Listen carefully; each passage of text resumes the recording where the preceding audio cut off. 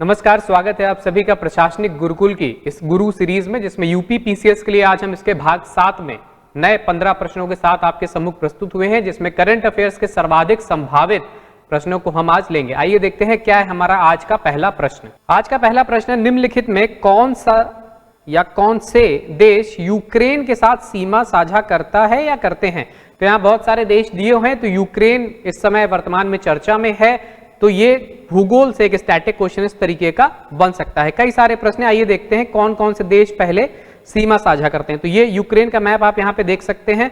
तो रूस सीमा साझा करता है पूर्व में, उत्तर में बेलारूस, उत्तर पश्चिम में पोलैंड, और इसके अलावा पश्चिम में स्लोवानिया, हंगरी, दक्षिण में आप रोमानिया और माल्डोवा को देख सकते हैं, और साथ ही दक्षिण में ब्लैक सी भी यहाँ पे यूक्रेन के साथ सीमा साझा करता है। तो यहाँ पे ये सारे देश और सागर के नाम आपको पता होने चाहिए। और इसके अलावा ब्लैक सी के साथ साथ सी ऑफ अजोव यानी अजोव सागर भी सीमा साझा करता है यूरोप में। जो यूक्रेन है उसके साथ यहाँ पे इसकी सीमा लगती है। और एक और जल संधि से संबंधित जो प्रश्न आ सकता है कि अजोव सागर और ब्लैक सी के बीच में कौन सी जल संधि है, तो याद रखिएगा कर्च जल संधि है। यहाँ पे कर्च जल संधि है। इसके अलावा यहाँ पे एक और प्रश्न बन सकता है नदियों से संबंधित कि यूक्रेन से बहने वाली कौन सी प्रमुख नदियां हैं। 3 नदियों के नाम दे दिए जाएंगे, डॉन, नीस्टर और नीपर। तो आपको याद रखना होगा कि डॉन देखिए इधर है, तो ये नहीं हो सकती है।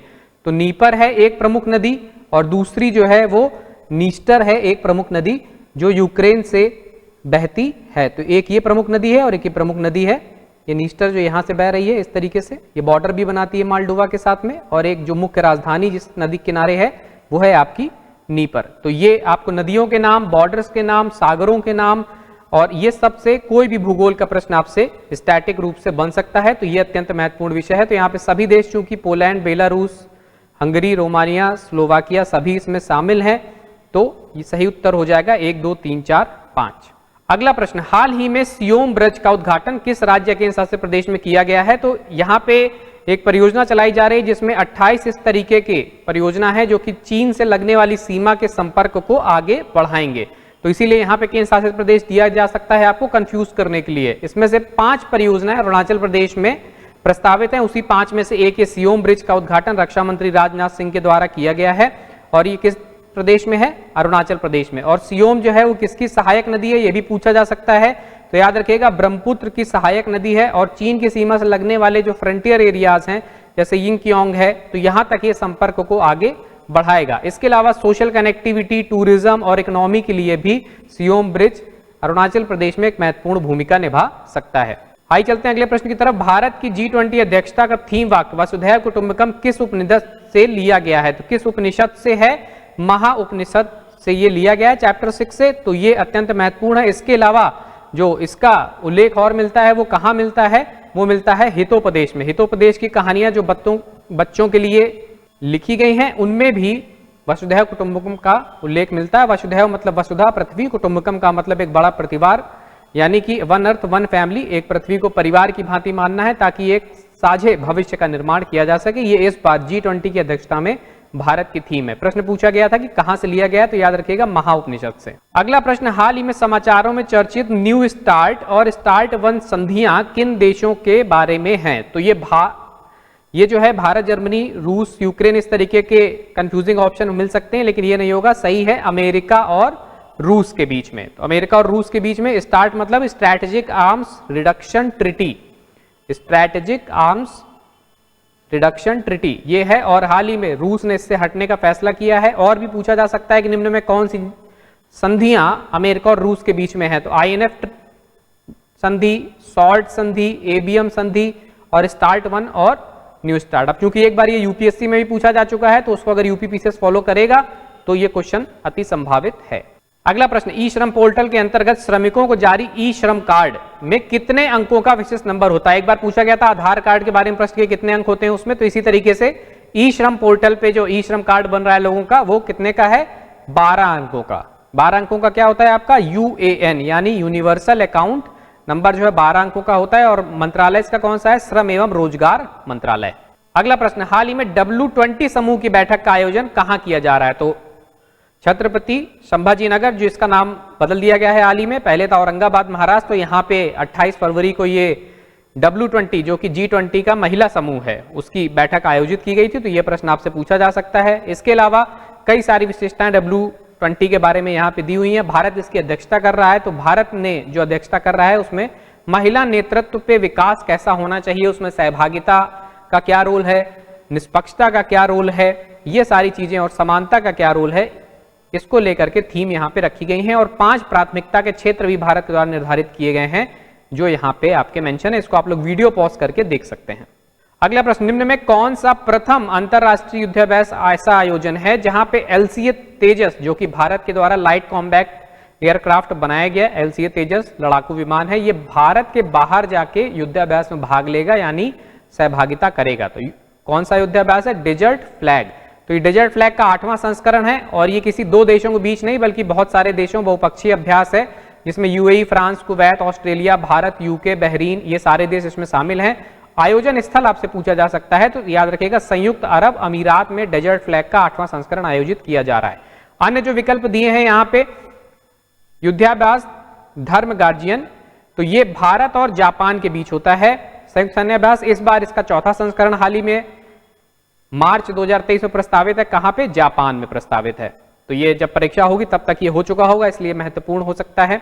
युद्धाभ्यास गरुण शक्ति, तो गरुण शक्ति भारत और इंडोनेशिया के बीच में होता है और इसका 8वां संस्करण नवंबर 2022 में इंडोनेशिया में ही संपन्न हुआ था। और युद्धाभ्यास सूर्य किरण, सूर्य किरण भारत और नेपाल का संयुक्त प्रशिक्षण अभ्यास है और इसका 16वां संस्करण दिसंबर 2022 में संपन्न हुआ। कहां पे? सलझंडी, नेपाल में। सलझंडी, नेपाल में यह आपका हुआ था। तो ये चारों युद्धाभ्यास प्रश्न में जो दिए गए हैं वो महत्वपूर्ण है इस बार की प्रारंभिक परीक्षा के लिए। इसी तरीके के और भी प्रश्न आ सकते हैं, 2-3 भी आ सकते हैं मिलाने के लिए, या फिर आपसे एक भी अलग अलग पूछा जा सकता है।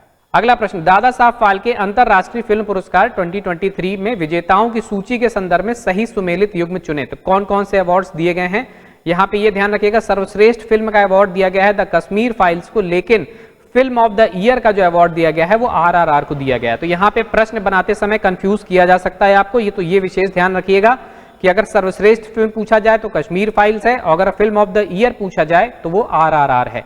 इसके अलावा सर्वश्रेष्ठ अभिनेता का जो अवार्ड है वो रणबीर कपूर को ब्रह्मास्त्र मूवी के लिए दिया गया, और सर्वश्रेष्ठ अभिनेत्री का जो पुरस्कार है वो आलिया भट्ट को गंगूबाई काठियावाड़ी में उनके रोल के लिए दिया गया था। और कश्मीर फाइल्स के लिए अनुपम खेर को मोस्ट वर्सटाइल एक्टर का भी अवार्ड दिया गया है। तो ये प्रमुख पुरस्कारों की सूची है। इसमें से सर्वश्रेष्ठ अभिनेता कई बार पूछा भी गया है, या अभिनेत्री या फिल्म अलग अलग भी पूछा गया है, लेकिन आपको ये सूची में जो 3-4 प्रमुख पुरस्कार है उनको याद रखना आवश्यक है। अगला प्रश्न, हाल ही में संपन्न रणजी ट्रॉफी 2022-23 का खिताब किस टीम ने जीता है? तो ये जीता है सौराष्ट्र ने, बंगाल को हरा करके जीता है। रणजी ट्रॉफी में 37 टीमें लगभग खेलती हैं और ये 1935 से इसका आयोजन लगातार हो रहा है। टेस्ट मैच होता है, इसमें अलग अलग 2 पारियां होती हैं, उसके बाद विजेता घोषित किया जाता है, और इसमें सौराष्ट्र की ये दूसरी जीत है। ये ध्यान रखना है, टीम का नाम आपसे पूछा जा सकता है। रणजी ट्रॉफी किस खेल से संबंधित है? तो ये क्रिकेट से संबंधित है, ये भी ध्यान रखिएगा।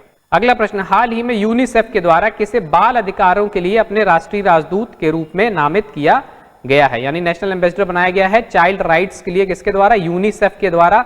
तो आयुष्मान खुराना को बनाया गया। तो सही उत्तर हो जाएगा आपका आयुष्मान खुराना। बाकी बच्चों के भी नाम दिए गए हैं, तो आप चाइल्ड से इनको कंफ्यूज मत कीजिएगा, जैसे मैथिली ठाकुर ये नहीं है, कौटिल पंडित, आर प्रज्ञानंदा 10 साल के जो ग्रैंड मास्टर हैं चेस के, तो ये भी नहीं। इस तरीके के ऑप्शंस आपको कंफ्यूज करने के लिए दिए जा सकते हैं और आपको लगेगा कि ये बच्चों संबंधित है तो कोई बच्चों वाला ऑप्शन ही होगा, तो ये ध्यान रखिएगा आयुष्मान खुराना। अगला प्रश्न, क्रिकेट के तीनों प्रारूपों में शतक लगाने वाले पहले भारतीय कप्तान कौन है? तो भारतीय कप्तान पहले हैं रोहित शर्मा।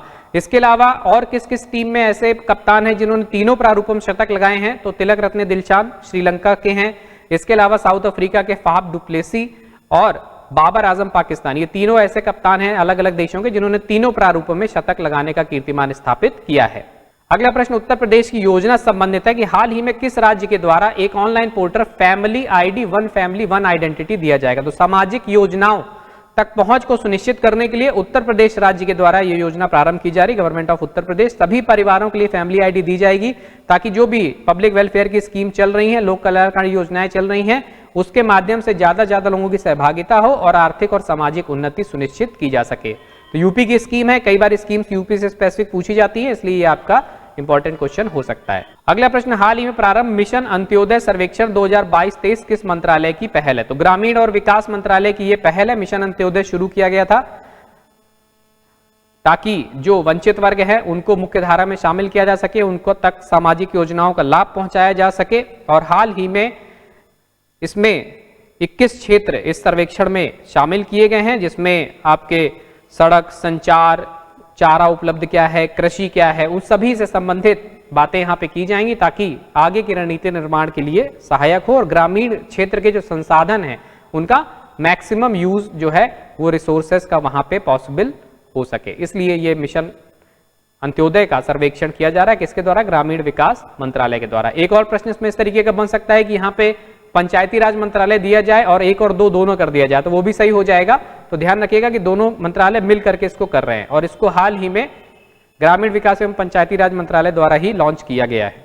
अगला प्रश्न उत्तर प्रदेश विशेष के संदर्भ में है कि उत्तर प्रदेश के प्रमुख मेलों के संदर्भ में निम्न में कौन सा युग्म सुमेलित नहीं है? तो देवा शरीफ मेला बाराबंकी में लगता है, बटेश्वर पशु मेला आगरा ये भी सुमेलित है, और नौचंदी मेला मेरठ में लगता है। लेकिन ददरी पशु मेला जो है वो आपका बलिया में लगता है, इसको ध्यान दीजिएगा, बलिया में। और गाजियाबाद में है स्थान दादरी के नाम से, लेकिन ये ददरी है, इसको ध्यान दीजिएगा ताकि कंफ्यूजन ना हो।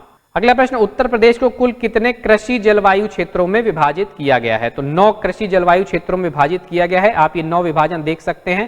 जो ये पहला क्षेत्र है भाव एवं तराई क्षेत्र, दूसरा जो क्षेत्र है वो पश्चिमी मैदानी क्षेत्र है, तीसरा मध्य पश्चिमी मैदानी क्षेत्र है, और ये जो चौथा है ये दक्षिण पश्चिमी अर्ध शुष्क क्षेत्र है, क्योंकि यहाँ पे थोड़ा सा राजस्थान का प्रभाव रहता है। पांचवां केंद्रीय मैदानी क्षेत्र जो सेंट्रल में है आपका, छठवां बुंदेलखंड का क्षेत्र है, और सातवां जो है आपका उत्तरी पूर्वी मैदानी क्षेत्र है, आठवां आपका पूर्वी मैदानी क्षेत्र और 9वां आपका विंध्य क्षेत्र है। ये 9 कृषि जलवायु क्षेत्रों में विभाजित किया गया है। अब यहाँ पे एक और संख्या दी हुई है 20, तो ये क्या है? ये कृषि पारिस्थितिकी क्षेत्र अगर पूछा जाए, यहीं पे जलवायु की जगह पारिस्थितिकी कर दिया जाए तो आपका संख्या हो जाएगी 20। तो कृषि पारिस्थितिकी क्षेत्र अगर पूछेगा तो 20 है, लेकिन यहां पूछा गया कृषि जलवायु क्षेत्र, सही उत्तर होगा आपका 9। तो आज की कक्षा में जुड़ने के लिए हार्दिक धन्यवाद। मिलते हैं इसके अगले भाग में गुरु सीरीज के, जिसमें हम यूपी स्पेशल के अन्य प्रश्नों के साथ आपके सम्मुख प्रस्तुत होंगे। हार्दिक धन्यवाद।